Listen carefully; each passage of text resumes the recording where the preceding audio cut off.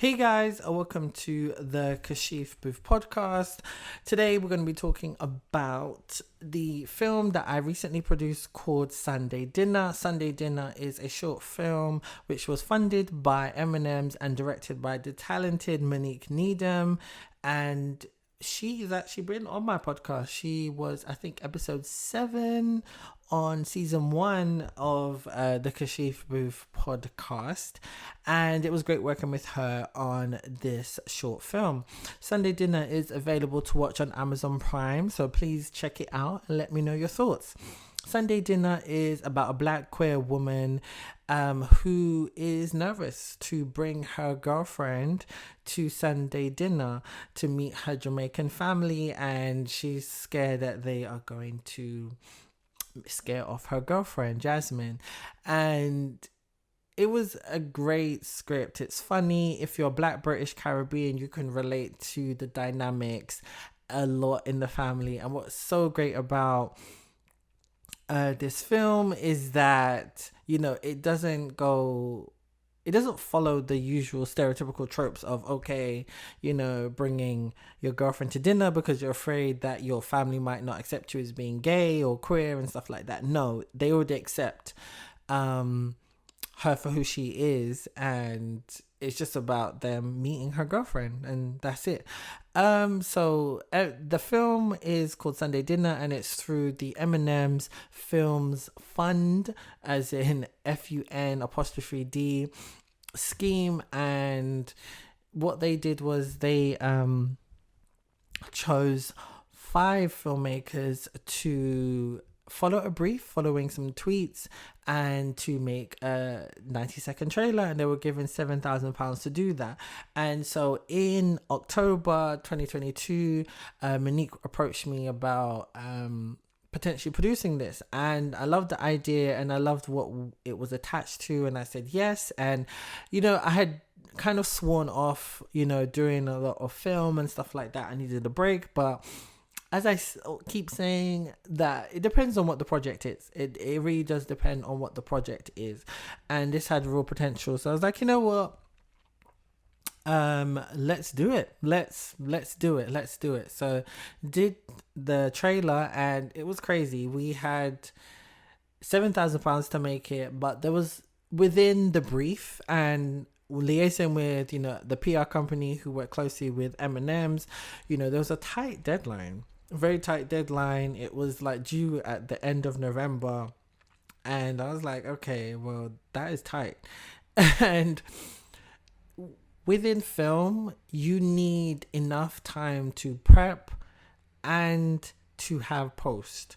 So I was thinking, okay, we need to have more time in post so that we can get this right. And there was a lot of client reviews, like M&M's and the PR company, they needed to review it a lot. So it's like, when they sent over the schedule, I was like, okay, well, this is crazy. We need to kind of meet these short deadlines. So I said to Monique, okay, well, we're gonna have to do this next week, Saturday. So we had our conversation on a Tuesday, and I said to her, we need to shoot the following Saturday. And she was like, okay, sure, we can do this. I said, yeah, we can do this.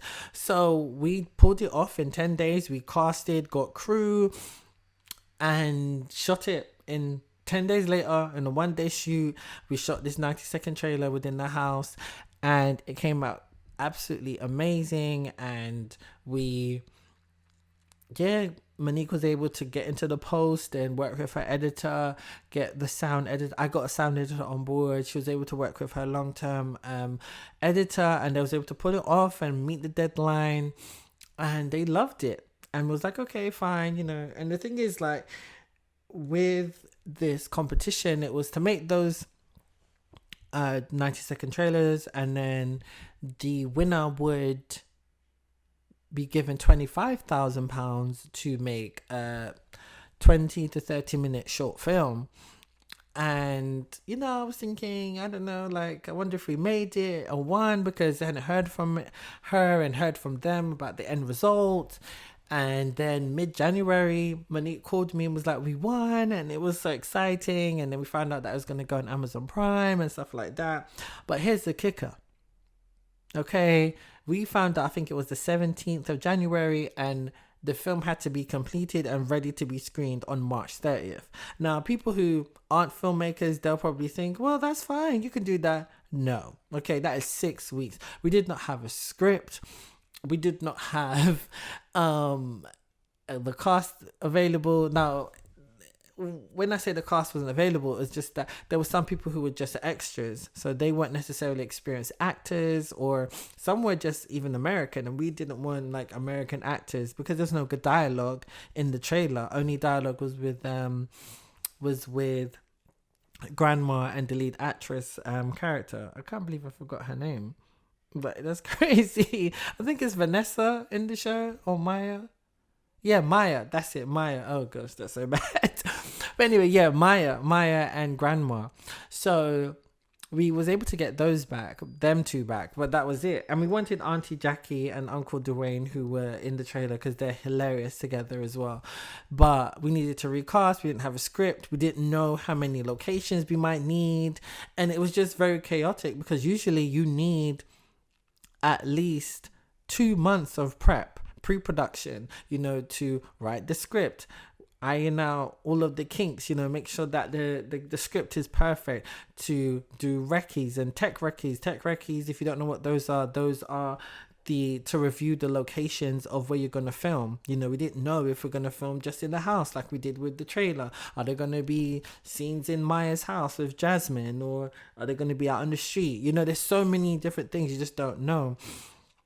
And then you had to try and get crew, and it was just hectic because I'm looking at like what is feasible, and it just wasn't enough. Like £25,000 may sound like a lot, but it's not a lot of money when you factor in paying everybody, your location, the post-production. Post-production is not just editing, it's the music, it's the composing, it's the editing, it's the sound design, it's the sound editing, it's the color grade. There's so many elements that go into it, and all this costs money. And you can't really get people for free, or you can't get them for a discounted rate. Like, this is people's livelihood, and there's not really a lot of money in short films because you can't really make money from it. It's just not profitable. A lot of the time when you're doing low to mid budget films, especially short films, you're not getting any revenue back unless it potentially gets a distribution deal, and that's very rare because the short film market within the UK isn't big compared to obviously feature films. So originally we wanted to shoot in early March, but then when we saw the schedule of the reviews from what M&M's wanted, it was like, okay, we're gonna have to shoot this in February, because we just needed to fit in at least a month of post-production and counting in the client reviews. And sometimes with the client reviews, they take long to get back to you. So yeah, and you might, people get busy, things come up, so things will change. And so that was one of the main issues that I had to kind of factor in when scheduling and then trying to budget for the film. So we had to move from, thinking, okay, we could do this in early March, to having it in mid-February.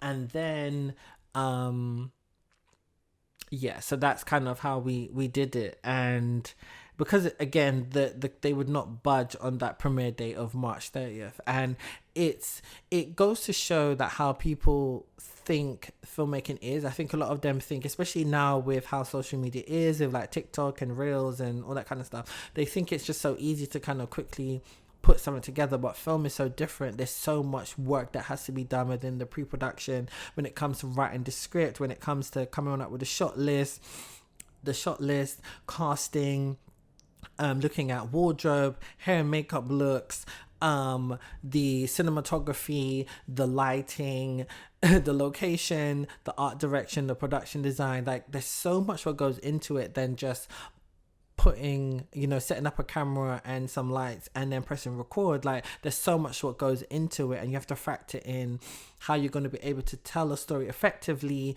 through not just what's written on the paper, but also visually as well.